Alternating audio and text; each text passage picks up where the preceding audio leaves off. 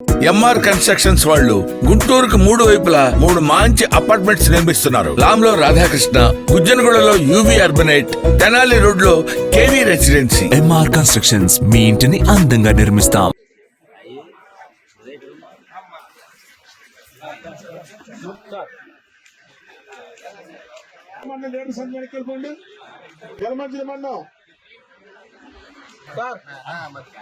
Next second సరి వాళ్ళు ready.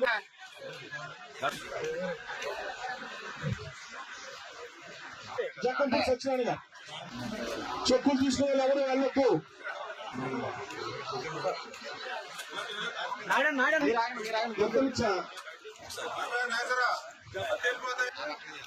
పాలకొల town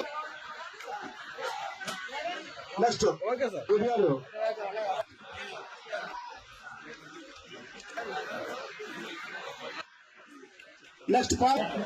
next 12వ ward రండి. మళ్ళీ 12వ వార్డు.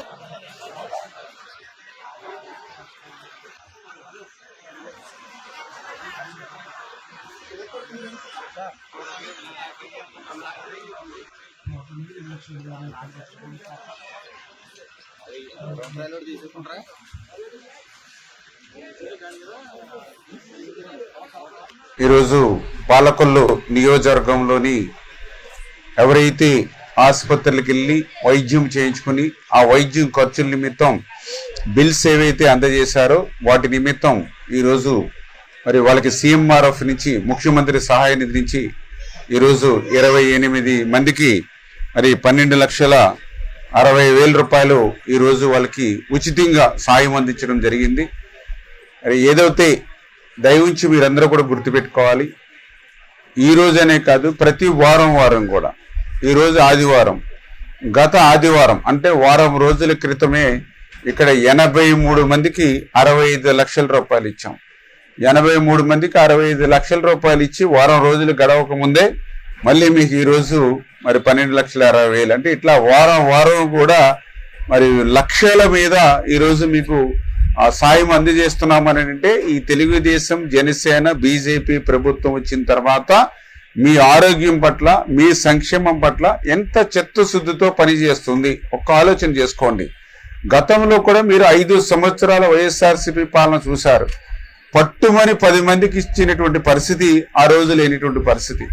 ఆ రోజు సీఎంఆర్ఎఫ్ కోసం అప్లై చేసుకుంటే ఆ అప్లై చేసిన అప్లికేషన్లు మరి ఎక్కడ కడితే అక్కడే ఏదైతే కాలాగొట్లెమ్మడ, లేకపోతే డస్ట్బిన్ల దగ్గర, లేకపోతే వాళ్ళు ఏదైతే ఆ బిల్డింగ్ ఖాళీ చేసి ఇన్ఛార్జి మారిపోయినప్పుడు మళ్ళీ ఆ బిల్డింగ్ లో అక్కడ పడి ఉండేవి తప్ప ఎక్కడ కూడా ఒక్క నయా పైసా ఇచ్చినటువంటి పరిస్థితి గత పాలనలో లేనిటువంటి స్థితి.